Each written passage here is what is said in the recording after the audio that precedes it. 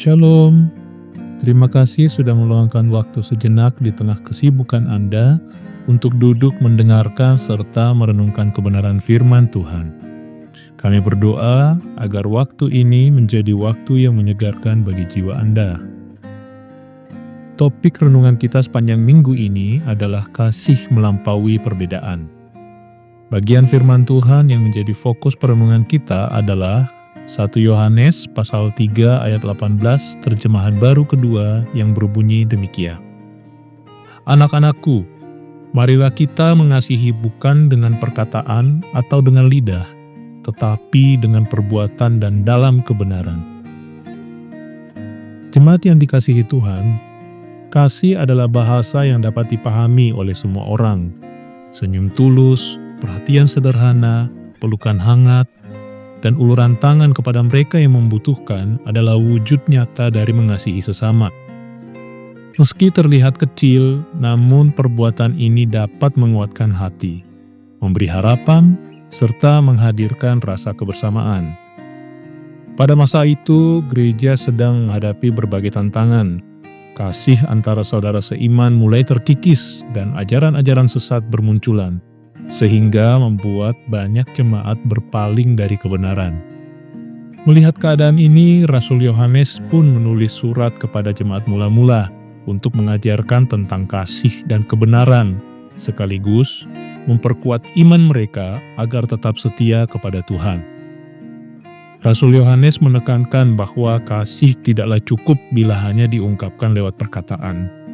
Kasih harus diwujudkan melalui perbuatan nyata. Rasul Yohanes juga mengingatkan mereka untuk saling mengasihi dalam kebenaran. Artinya, setiap perbuatan kasih yang dilakukan haruslah dilakukan dengan tulus, bukan karena ini pamer atau mendapatkan pujian dari orang lain. Sangat mudah bagi kita untuk mengatakan bahwa kita mengasihi semua orang tanpa melihat suku, ras, maupun agama.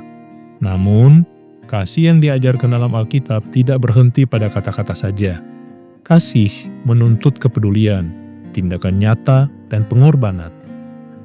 Sewaktu kita melihat sesama kita yang kelaparan, sakit, atau kesulitan membayar biaya pengobatan, kasih menuntun kita untuk turut mengambil bagian dan memberikan pertolongan nyata sesuai dengan kemampuan kita.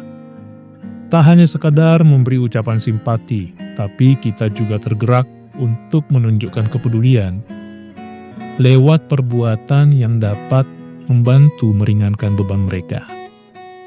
Setiap kita dapat menjadi pembawa kasih bagi sesama, lewat perkataan yang membangun, perbuatan yang baik, yang menolong, dan kepedulian yang tulus. Mereka mungkin tak selamanya bisa mengingat semua yang pernah kita katakan atau lakukan, tapi mereka akan mengingat jejak kebaikan yang kita tinggalkan di dalam hati mereka. Oleh karena itu, jadikanlah kasih sebagai gaya hidup kita. Dengan begitu, kita telah menunjukkan kasih yang sanggup melampaui perbedaan. Mari kita merenungkan sejenak. Apa saja langkah nyata yang dapat kita lakukan untuk menunjukkan kasih kepada sesama kita dalam kehidupan sehari-hari? Mari kita berdoa. Tuhan, terima kasih atas semua orang-orang berharga yang telah Engkau hadirkan dalam kehidupan kami. Ajarilah kami untuk mengasihi mereka seperti Engkau mengasihi kami. Berikanlah kepada kami hati yang peduli dan mata yang peka untuk melihat kebutuhan orang-orang di sekitar kami. Anugerahi kami juga dengan keberanian, kekuatan, hikmat, dan sumber daya yang kami perlukan agar dapat menolong mereka yang membutuhkan. Pakailah kami menjadi saluran berkat, kasih dan kebaikan-Mu bagi sesama kami. Dalam nama Tuhan Yesus kami berdoa. Amin. Kiranya renungan hari ini boleh menuntun langkah kita sepanjang hari ini. Selamat beraktivitas dan sampai jumpa lagi dalam renungan kita bersama esok hari. Tuhan Yesus memberkati.